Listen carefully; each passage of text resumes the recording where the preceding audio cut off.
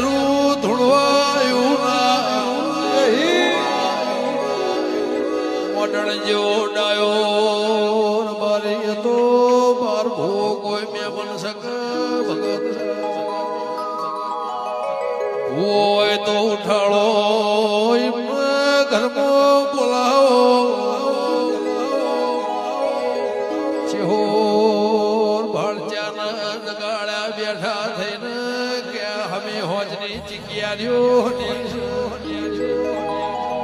આ ડાકલો